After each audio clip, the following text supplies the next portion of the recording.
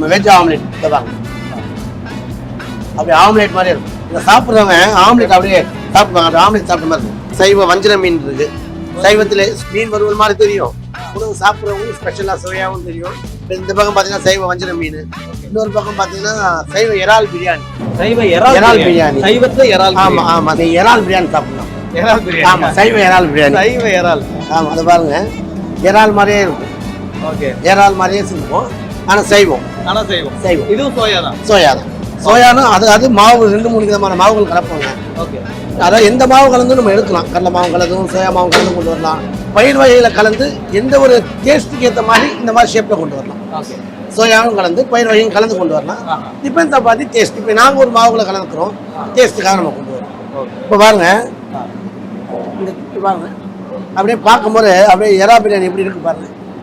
அந்த குவாலிட்டி எங்கேயுமே வந்து குறையாத அளவுக்கு தரத்தை மெயின்டைன் பண்ணுற அளவுக்கு செஞ்சுருக்கோம்.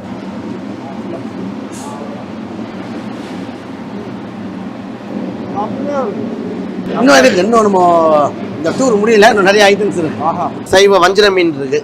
சைவத்தில் சோயா மாவு மூலயமா அந்த சைவ வஞ்சர மீனை ரெடி பண்ணி ஃப்ரை பண்ணி கொடுக்குறோம்.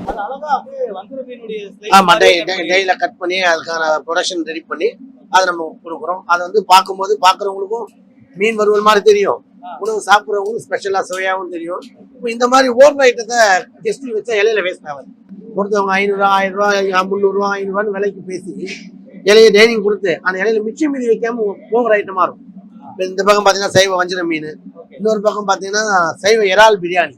சைவ இறால் பிரியாணி. சைவத்துல இறால். ஆமா ஆமா, சைவத்துல இறால் பிரியாணி. வஞ்சர மீன் காட்டுங்க, எப்படி இருக்குன்னு பார்ப்போம். பாருங்க பாருங்க பாருங்க.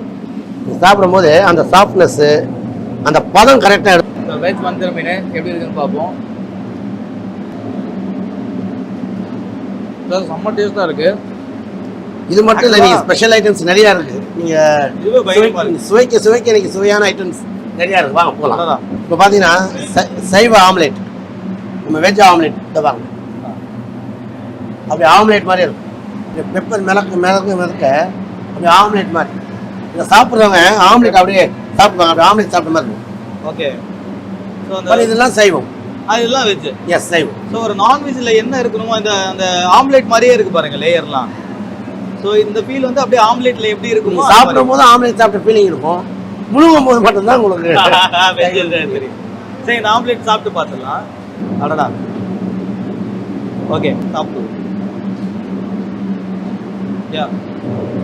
இந்த ஆம்லெட்டுடைய டேஸ்ட் கிடைக்கிற மாதிரியே இருக்கு. ஆனால் முழுகும் போது உங்களுக்கு அது வெஜ்ஜா தெரியும்.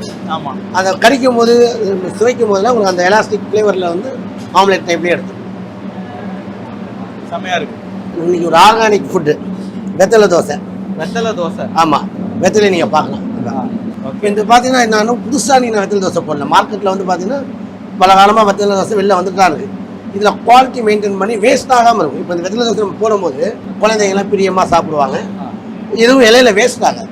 இந்த மாதிரி ஃபுட்டை பார்த்து கஸ்டமருக்கு கெஸ்ட்டுக்கு சொல்லி இலையில வேஸ்ட் பண்ணாமல் அவங்க கொடுக்குற விலைக்கு நல்ல ஃபுட்டை கொடுத்துட்டு போவோம். வெத்தலையும் பார்த்தீங்கன்னா நல்லா நீட்டாக ஒரு பெரிய வெத்தலையை தான் எடுத்துருக்கீங்க. கண்டிப்பாக சில இடத்துல வெத்தலை வந்து குட்டியாக இருக்கும், ஆனால் அந்த தோசைக்கு ஏற்ற சைஸில் நல்ல ஒரு பெரிய வெத்தலை. அதெல்லாம் குவாலிட்டின்னு நாங்கள் போயிடும். Quality is not an act அப்படின்றது. நீங்கள் இந்த எத்தனை